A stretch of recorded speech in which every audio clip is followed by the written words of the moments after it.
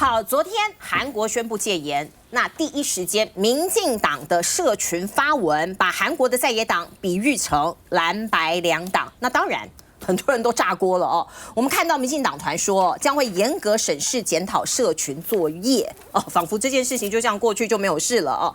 罗志祥就说，尹锡悦疯了，可是民进党更疯。哦，如果这个不小心透露出你的真实心情的话，那我们看到今天早上的记者会，我有看，其实媒体还是有守我们的责任哦。我们3度去问，而且不同的媒体都问，不同的记者问，说这个戒严文是怎么回事哦？那是怎么删的？要不要道歉？可是民进党团不回应哎。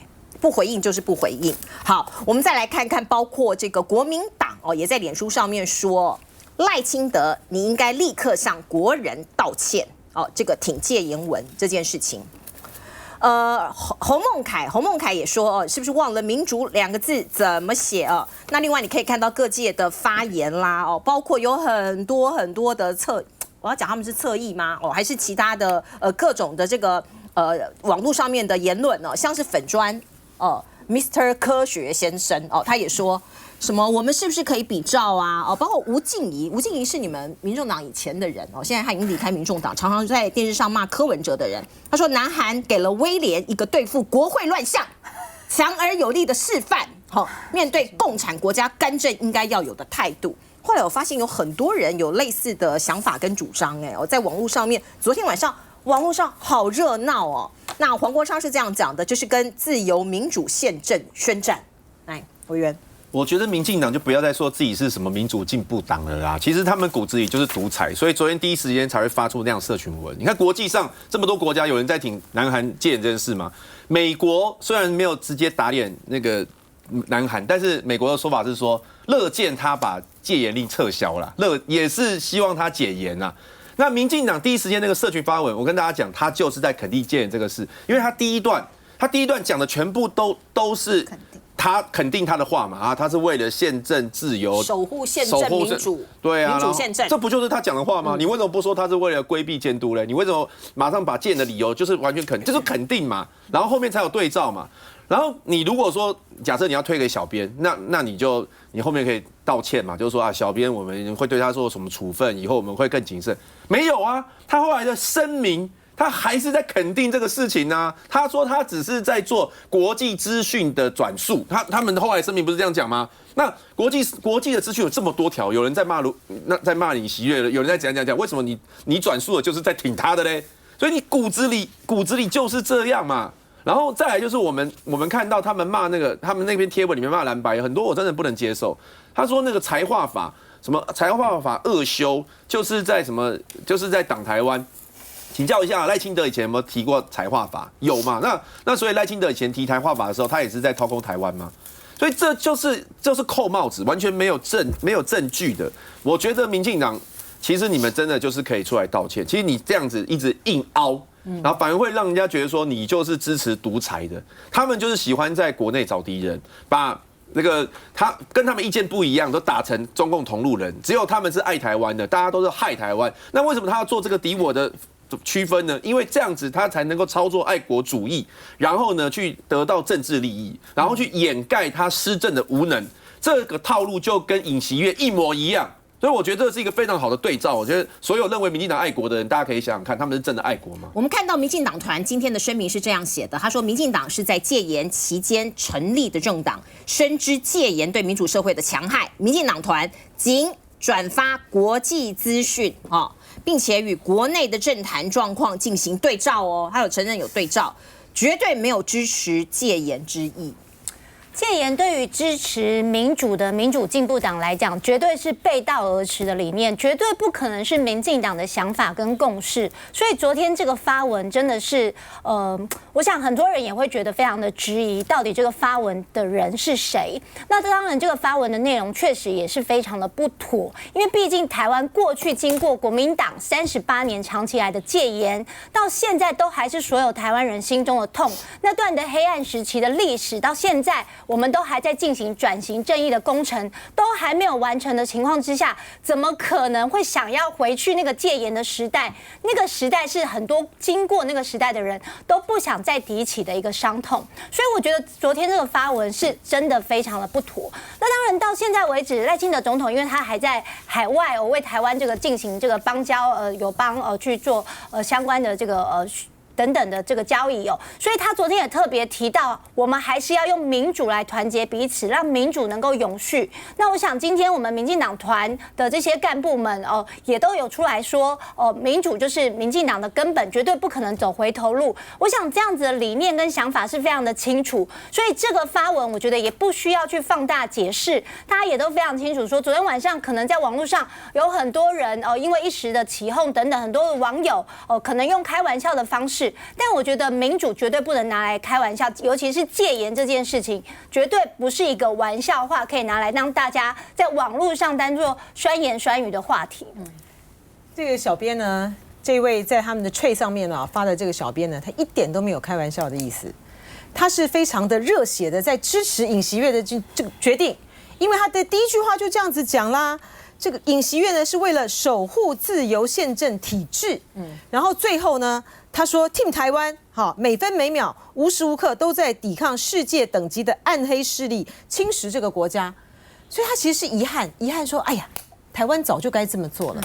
而且呢，我彻彻底底的怀疑呢，尹锡悦呢这个发表这个戒严令的里面那些说辞呢，就是学民进党的，因为呢，他拿什么例子来证明说在野党被亲北韩势力侵入呢？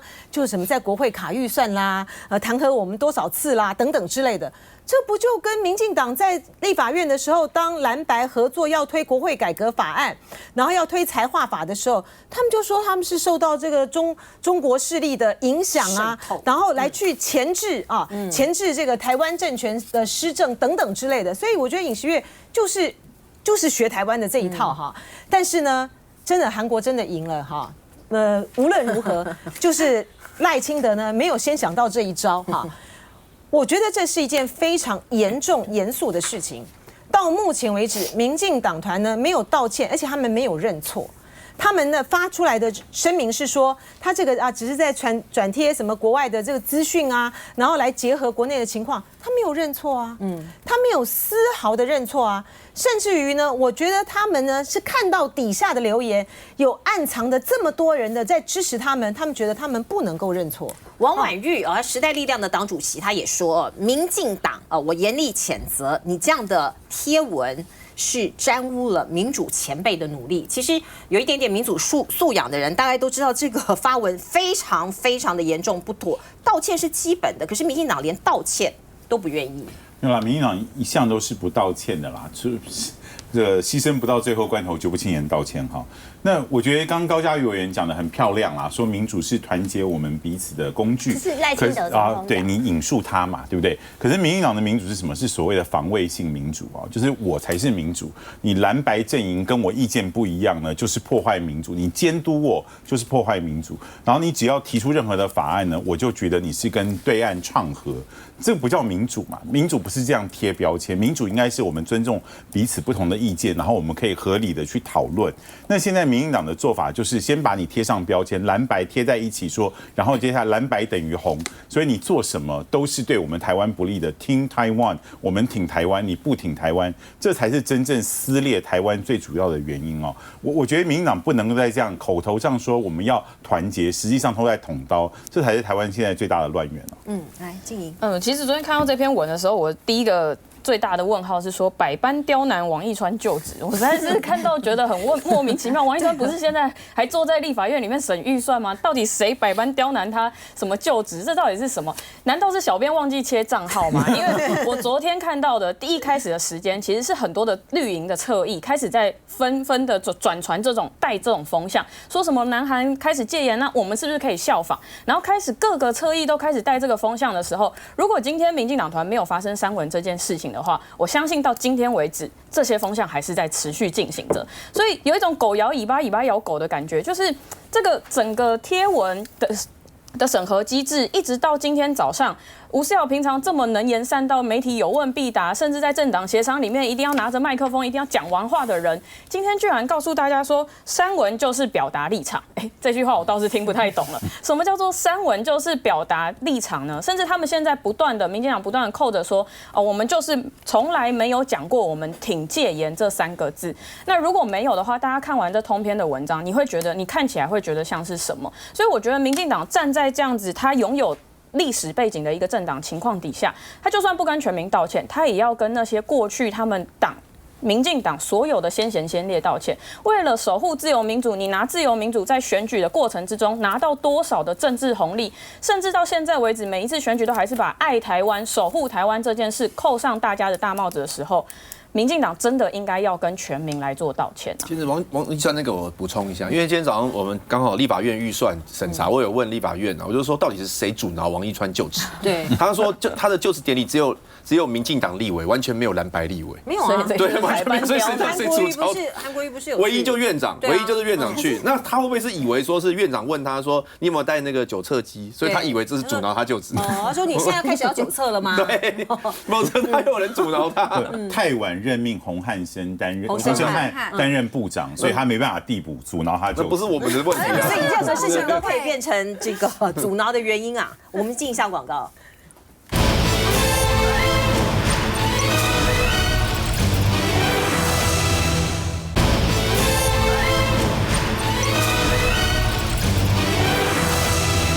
好，洪申翰新官上任，今天第一次到立法院备询。我们看到王玉敏就酸他说：“部长，你念逐字稿哦，一直看稿还超时呢。”那洪申翰说：“没有啦，我是有一点点不熟，可是我不紧张。”那另外呢，讲到这个报告霸凌案的报告，大家都在看，你重新调查这个报告什么时候会出来呢？他说下个礼拜会公布。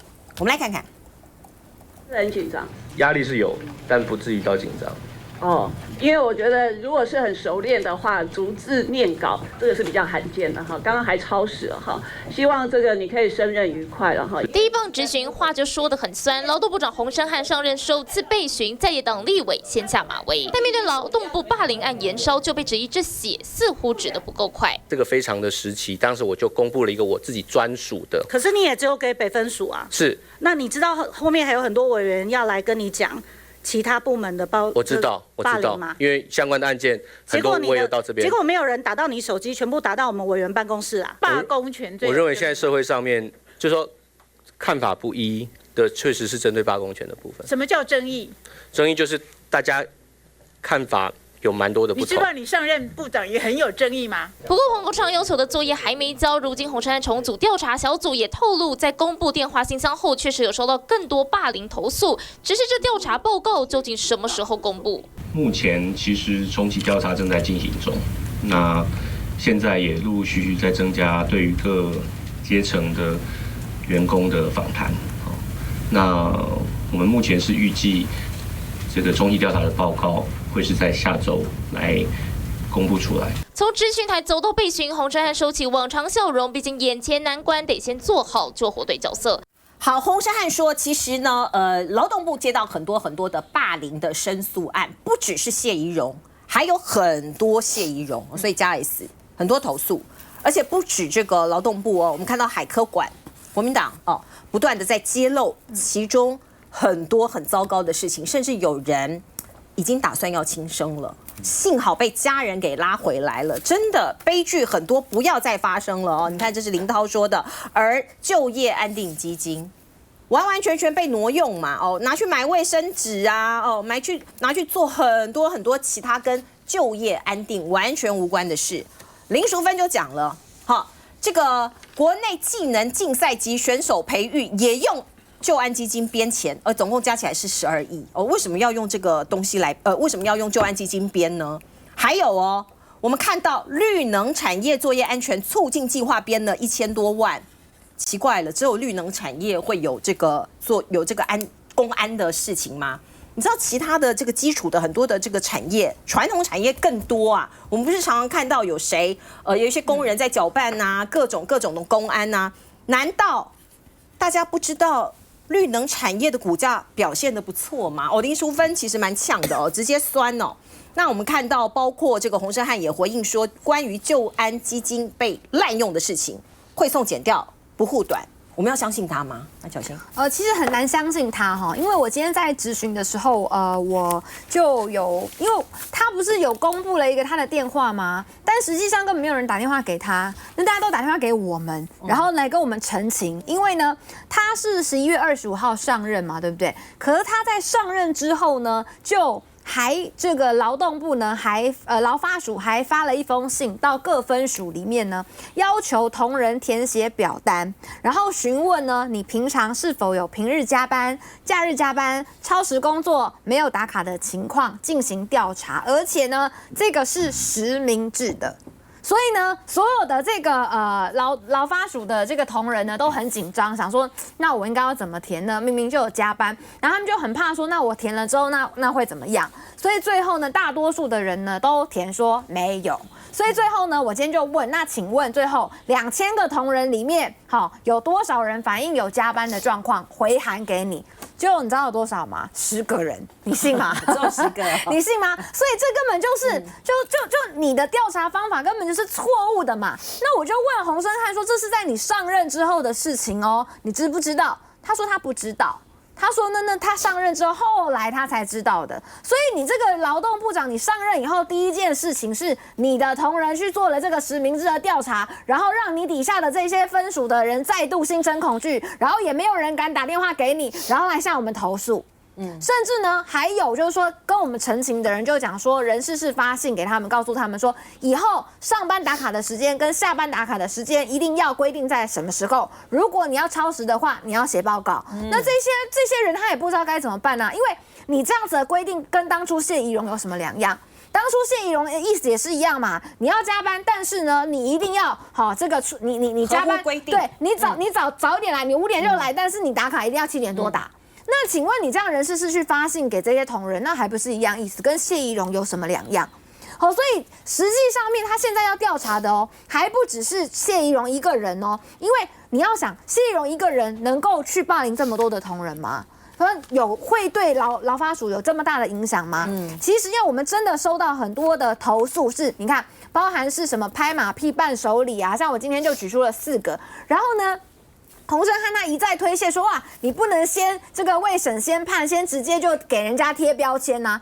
可是我就讲，过去就是这样，过去就是呢，我们没有把它揭露出来，然后呢，我们就讲说疑似某某某某可能怎样，然后都孤影其名。然后最后就怎么样，官官相护，就说哎呀没有啦，利益良善，目的良善，然后就过去了。可是现在我们改变做法之后，像最近我昨天吧，在国民党的记者会，我们揭露了这个数发部的韧性发展司的司长。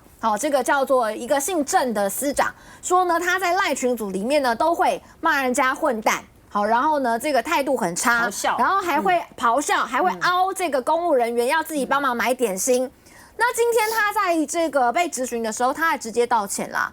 当事人吗？当事人出来，他直接道歉，他说他现在正在被调查。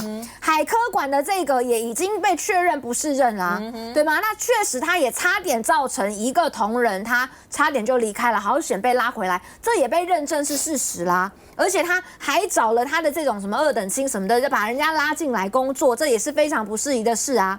那所以说很多的案件现在都在重启调查当中。过去就是因为用这种不公开，就为了说避免说可能会让他可能不见得是有做这个事情，我们就保护他。结果呢，造成他们彼此之间官官相护，所以大家现在的换一个做法，直接把这些被陈情的人他们的心声讲出来，反而真的可以揪出这些霸凌的人。那为什么还要去讲说，哎呀，不要去标签化他们？对，所以我对于现在的劳动部长洪胜汉他现在的说法，我是蛮不能接受，而且他上任1个礼拜，竟然他们底下的人在发这样实名制的问卷，某种程度来说，加强了这些同仁的心理压力，他竟然完全不知情。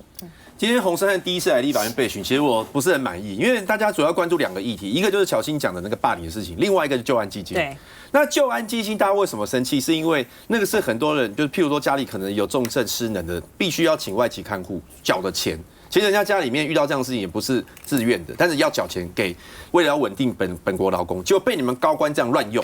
那包括就是买咖啡这些就算了。刚刚那个林淑芬她踢爆一个东西嘛，就是说一年有12亿是做技能竞赛交流的。我跟大家讲哦，这个我也调到一个资料，那是许明春的。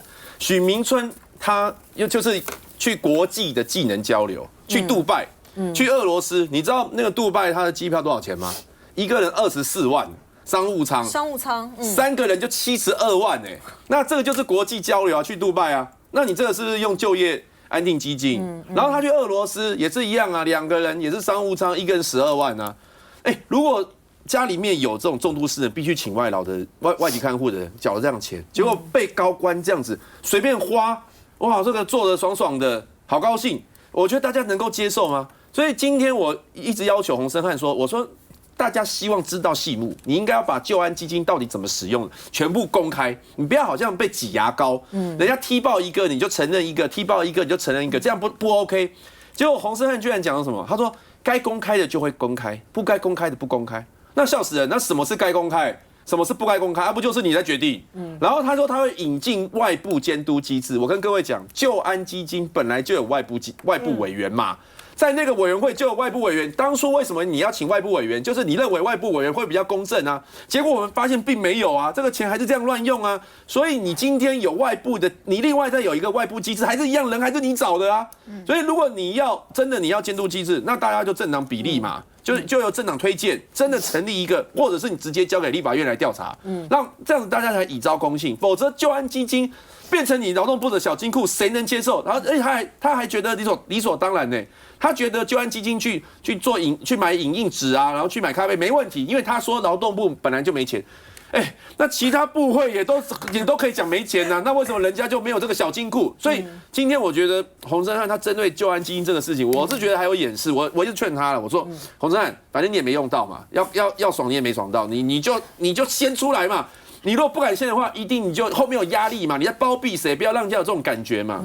其实政府有很多类似就业安定基金，还有像金管会旗下也有保险安定基金。那过去我在立法院也监督过说，保险安定基金要拿去买这个所谓假商办真豪宅，类似这样来做办公室这个也是非常的不妥。那后来那个案子也被挡住了。但是我是认为说，类似这样子的一个安定基金，俨然就成为部会或者是等等的官员的一个小金库的状况，应该要有一个统一的制度，好好的去监督管理。所以刚刚洪申翰他新上任，他针对这个部分，他说1个月内要提出监督的机制，但是这个监督的机制能不能让大众来信服，当然大家也会拭目以待。那包括说劳动部内部的这些管理的问题，过去我们提到的向上管理，或者是送这些非常昂贵的礼物等等的这些问题，员工超时加班，还有公务员里面劳逸不均的问题，其实也是一个现在大家认为被诟病的现象。也就是说，就公务员来讲，之前也特别提到，就是说，有些公务员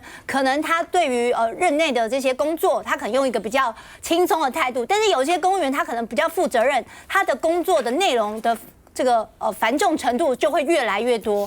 类似这样的状况，到底怎么样去让工作的内容能够让大家都觉得说是平均分担，而不是我会拍马屁，我会向上管理的人，我可能就得到比较好的待遇。这个是大家所不能接受的也是长期以来会累积成职场霸凌，或者是在劳动部里面更大问题的原因。所以洪申翰他所提供的，他说他这个 email 在这1个礼拜里面接到很多的投诉案件。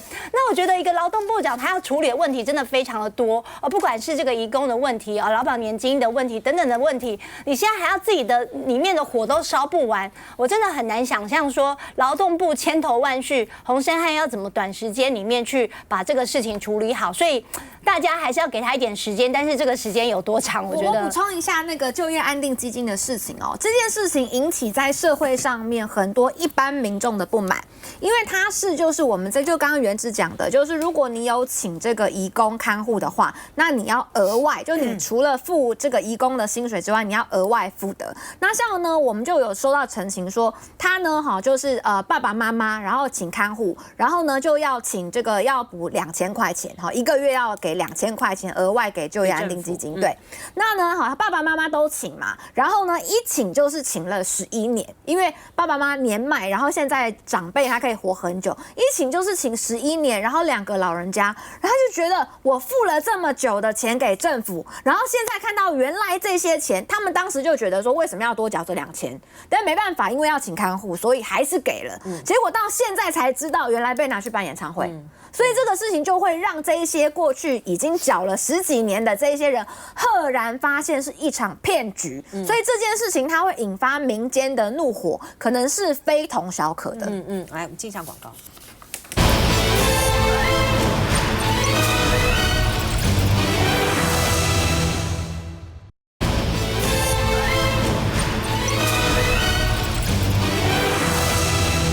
好，昨天在凯道有一场活动——白玫瑰行动。有被害者家属他们出来控诉说，我们的痛苦政府看到没？他们反废死，拒绝废死大法官。我们来看看现场。这个包包见证了他在车上被害人惨状，加油！谈起伤痛，话都说不下去。12月3号，赤垛江女尸命案10周年，被害家属上凯道举办白玫瑰活动，国民党立委也排站力挺。有没有废死人？有！这一次7个大法官候选人统统当掉，好！仔细一看，众蓝委中一点绿，王世坚看来倒是有点尴尬。没有废死这回事，什么罪就要什么罚，杀人偿命，这是千古不变的定律。王世坚一讲话，台下民众也不给面子，平呛虾要他滚回去，跟民进党说。我们民进党对于废死有很多跟我的想法是一致的，大法官的选定这个无关。王世坚强调反对废死，但仍是同意权立场跟绿营相同。毕竟大法官被提名人下周将被询，这场活动也被视为人事案前的下马威。一行人更是直接走到司法院陈情。我们这样子惨死，公平正义何在啊？还判了8年跟9年，对不对？谁可以接受这样的事实？我们想要知道的是，法官究竟有没有受到什么压力呢？应该是不会有这个。我们疑问是这个，因为释宪案的结果出来了，张教授的案子翻盘了。12月10号，司法院人事案将审议，国民党团喊话7位大法官都会卡到底，届时立院势必将再上演表决大战。7位大法官候选人，统统投票。好，我觉得这个废死的议题其实让一般我们法律人觉得比较遗憾的是说，大法官自己也说死刑并没有违宪，那但是实际上他创造了非常多的技术上障碍，让死刑未来变得几乎不可能。那既然大法官自己知道他并不违宪，你为什么会创造这些技术性障碍？这个其实就是欲盖弥彰那另外的问题是说，对于已经宣判死刑的案件，大法官又说因为你要全体一致决所以过去到底有没有符合全体一致决，那你可能要重新再开再审的程序。那因为说司法官的评议部是只保存10年，所以很多案子的评议部已经没有了。那你要怎么办？难道要重开程序吗？那我们大家知道，当初决定判了死刑，那些证据，你现在要回头把它通通找出来，重新再开程序，那基本上是不可能的事情。所以，其实我觉得大法官在做成这个决定的时候，其实心里面真正打的算盘就是，我借着这个程序上面的关卡，来让这些已经被判死刑的人最好通通都不要执行，然后重新开了再审程序以后，就把它判成无期徒刑。我觉得这个是非常不负责任的吧。好，那你如果能够说他违宪，那我帮你拍拍手。你明明就做不到，然后用这种技术方式来做，我觉得非常不合理。我就看到这么多的家属昨天在凯道上面哭泣实在是觉得非常的不忍心。特别是这个师铎奖的这位女教师，她完全就是非常的冤枉那个杀她的凶手跟她无冤无仇。他也不是说跟他有什么感情上面的分裂，好，然后所以呢，他来去寻仇，不是这样子，他只是要去寻仇哈，他是要去跟他的女朋友谈分手，然后呢，就看到了这个老师拿着铁锤要去找女友，然后经过那边的时候呢，看到这位女教师开车门，他打算抢走她的车辆呢，来当他自己的交通工具，就这样子而已，就这么的狠的拿那个铁锤呢敲了那个女教师的头部，而且对于家属来讲，最残忍的地方是前面几次都判死刑了，最后呢竟然判了，在大法官的释宪案结束了通过了之后，他就被判无期徒刑了。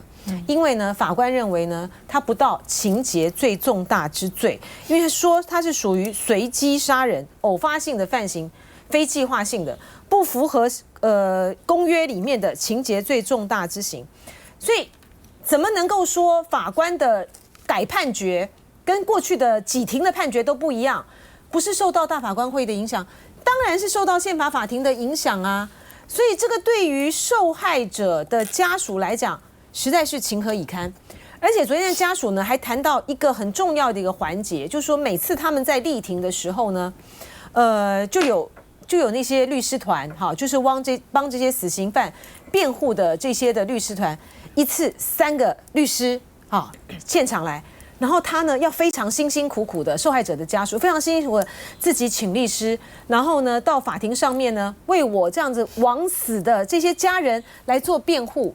所以他们很想问的就是公理何在？而且我一直对于大法官怎么可以，就是说大法官会怎么可以对于审判的细节做出这么样的细节性的规定，说一定要达到一致性的判决，这不是干扰，这不是有在干扰法官的审判？我们不是说法官都是独立心证吗？法官这个自我裁决吗？他竟然连这种审判的细节都能够做这样的强制的一个要求，我觉得这是开了一个释宪案的恶例耶。大法官的释宪判决有自创死刑需一致性，一致决。这件事情就是引发了非常多的争议，在法界上面也有很多人表达不同的意见，包括大家看一下这里哦，最高检察官林立莹就说，一致决的要求将造成实务运作的困难，太多困难了。另外，台北大学的教授李荣根讲，死刑的一致决、诉讼程序一致决没有明确的解释，你到底是说所有的判决要一致决，还是死刑的一致决是诉讼程序的一致决？你没有完全的告诉大家，有模糊的地带。而另外，澎湖检察官吴寻龙就说，一致决的要求会造成任意职业法官不判死，你就可以推翻前一个或者是国民法官法庭决定的情形，会变得非常的混乱这是法界提出来的一个意见。可是大法官做了这样的判决。确实啊，反废死目前还是这个民意的多数。但是呢，判处死刑呢，也是剥夺另外一个人的生命。所以大法官认为说，这个程序上必须要非常的完备才有这个资格。那就台湾而言，大家长期在讨论，就是如果真的要废死，一定要有配套，包括终身监禁等等。那这个到目前为止都还没有相关的这个配套出来之前，大家对于废死这件事情确实有不同的意见。那尤其是这一次2个案子，刚刚讲的这个师铎奖的这个女老师，还有另外一个是留美回来杀害至亲的这个犯行的都因为这一次大法官释宪之后重新上诉，然后翻案，所以让大家觉得说不能接受。那我觉得如何能够去跟社会去沟通，进一步的去了解说到底台湾对于执行死刑的态度，这个也是执政者应该有的一个责任。所以你看到这一次包括民进党的这个黄世坚委员，他也非常坚持他的理念，他认为说被害者才有原谅的权利或者是说可能代表多数人的一些想法的很多人其实也对于这件事情是有他们的态度。但是我觉得就法界人士长期以来我们的法律的教育等等都会告诉我们说刑法并不是因报理论，并不是以牙还牙以眼还眼但是道德或者是理想跟现实还是有很大落差。所以我觉得在这个部分是需要多一点的社会沟通的。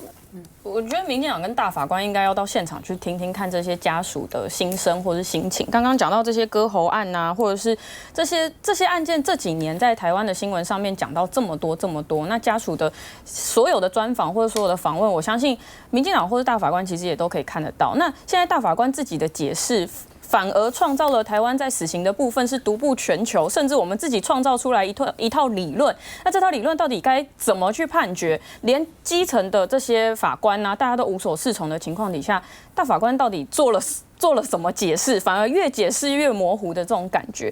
那如果真的所有民进党的委员或者是所有民进党的官员都到昨天的这个游行的现场去听听看家属的心声，会不会有不一样的感受，会不会有不一样的感觉？死刑这件事情在台湾还需要非常非常多的时间来做讨论。那民进党现在或者是大法官现在的做法，真的有助于社会沟通吗？我个人是打上一个很大的问号。好，我们进一下广告。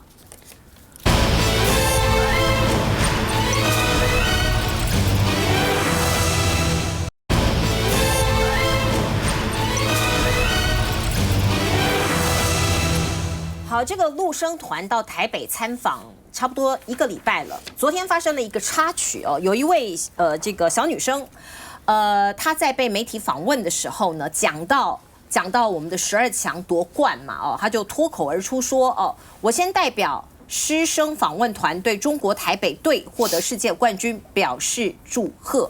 哇，不得了，引起轩然大波，很多人抗议啊，说你是在吃豆腐，并且陆委会说要行政处分。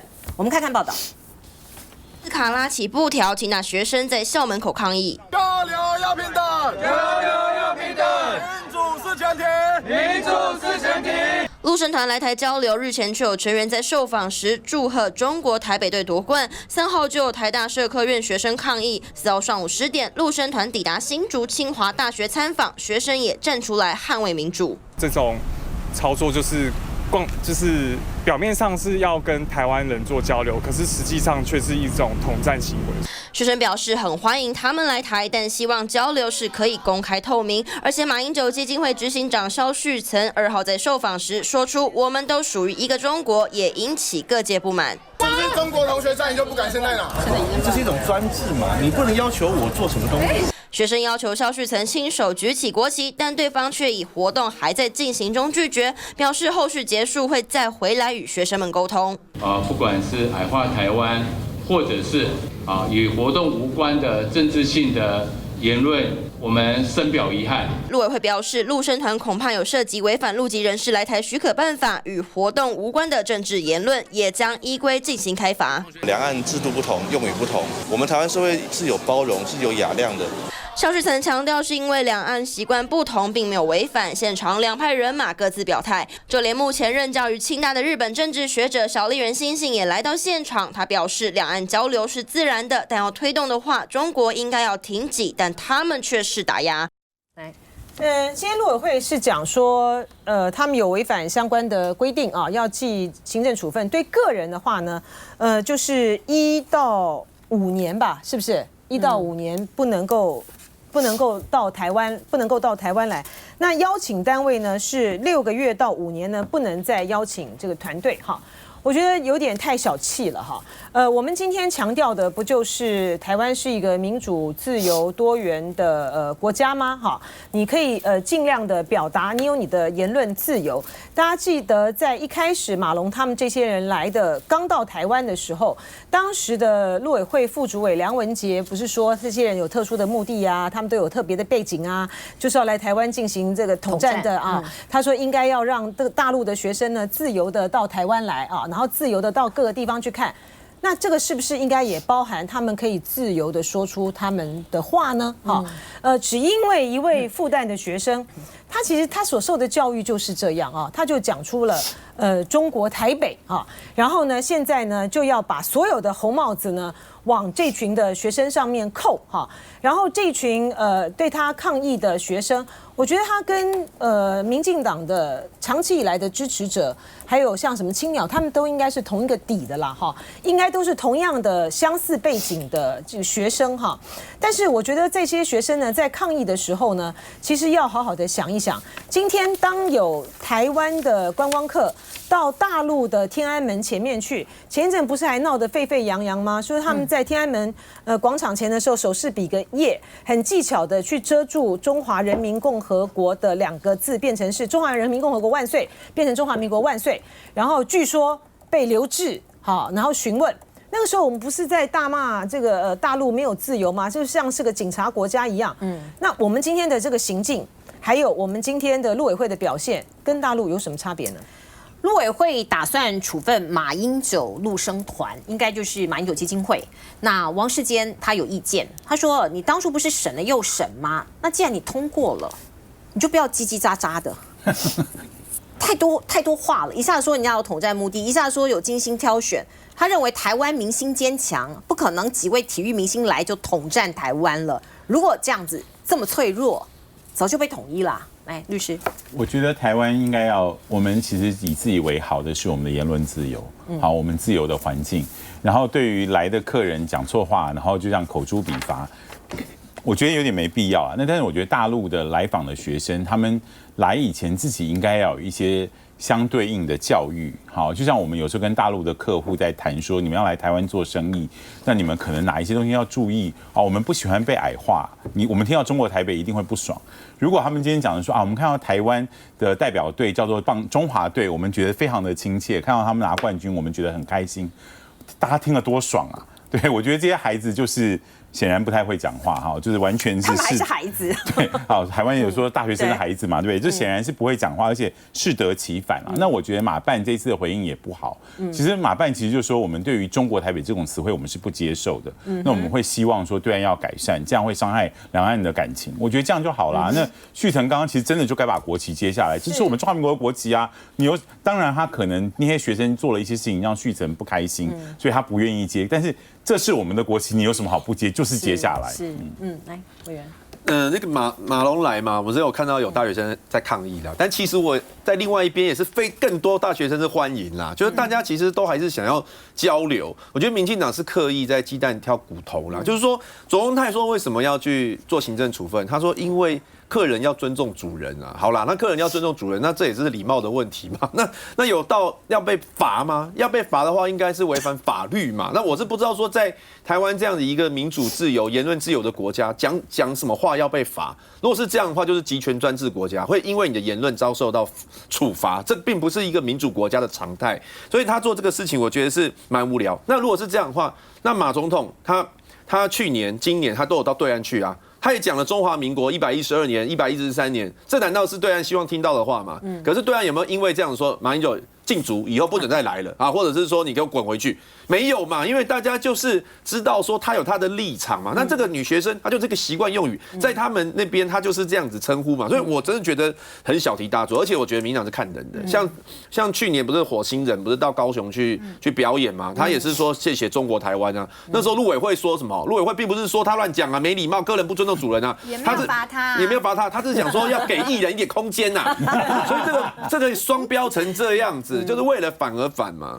我觉得25岁的通不能来。对，我觉得这20岁的小朋友，我以我的年纪来看，他是小朋友，才20岁，他是大学生2年级嘛，这么多媒体围绕着他，他只是讲出他平常的用语哦。我相信他也不是有心的，就像律师讲的，可能行前教育如果更细致一点点，提醒他们不要这个触怒我们的一些红线就好啦，要到罚太离谱了吧？其实那为什么不看看？因为他是一整团的人，然后很多人都有接受访问，那你为什么不看看这一团的主角马龙他是怎么称呼我们呢？他说台湾队啊，那有什么不好呢？马龙这样讲，对，马龙说他有看到台湾队在棒球这个得冠军，他也觉得很棒啊。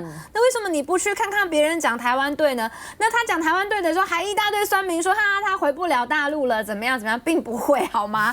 这就像王一川什么，王一川之前就说什么，如果你在中国大陆说你自己是从台湾来，你是台湾人，就会被抓走，这是一个超级无脑的言论。好，再讲是超级无脑的言论，现在竟然在做我们立法委员，真是太荒谬了。所以我的意思只是说，那他可能是一个女生，然后她说了这个中国台北，那我当然不认同她的说法，但是呢，那其实那我们不认同她的说法，我们当然可以表达我们的不认同，但是以这样子来说的话，那就要罚这整团的人吗？就要罚这个基金会吗？那以后两岸就不交流了吗？那马龙讲台湾队的时候，那有没有嘉奖他？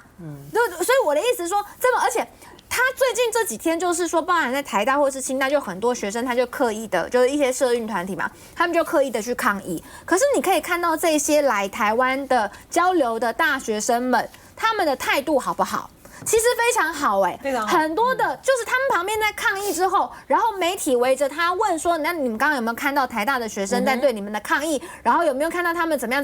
他们都在讲说，其实觉得这样子多元的交流很好。然后再讲说前几天在文化的时候交到了很好的朋友。然后他在之前在书里看到日月潭，然后他自己亲身看到日月潭的时候，他觉得比他想象的还要好。他都是还在台湾继续讲台湾的好话，即便他也知道有人在抗议他，那这些学生明明知道有人在抗议他们还持续的对台湾表达友善的这件事情，那为什么政府就看不到呢？好，所以两岸的交流，这些学生他们也是在表达友善，你只因为他讲了这4个字你不喜欢听，就要罚他们，却看不到他们对台湾表现出来的善意，我觉得真的很没有必要。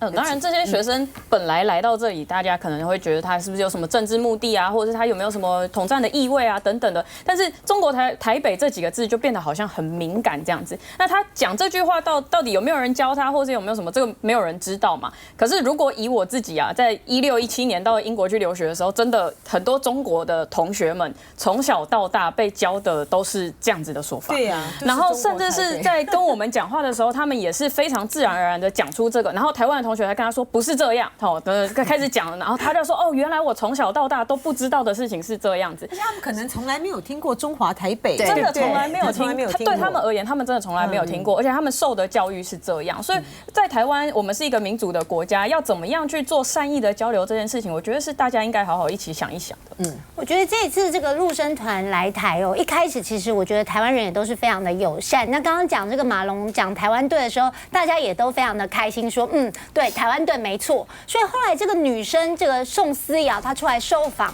很多人就觉得是不是刻意安排，一定要讲出中国台北队去。这个跟之前马龙的台湾队做平衡跟对比毕竟马龙这样讲台湾队，在中国眼里听起来一定是不是滋味，所以你可以看到后续你就看到台清交，包括连中山女高的学生今天都出来抗议，因为这个中方的媒体呢还写说马龙到了中山女高犹如进入盘丝洞。物化这些女学生女学生也觉得受到蛮多的贬义，那个东西是被扭曲的，那是被扭曲的，对，那是一个很小众的一个什么大媒体或者就有人刻意把这个新闻写得很大，对，所以其实整个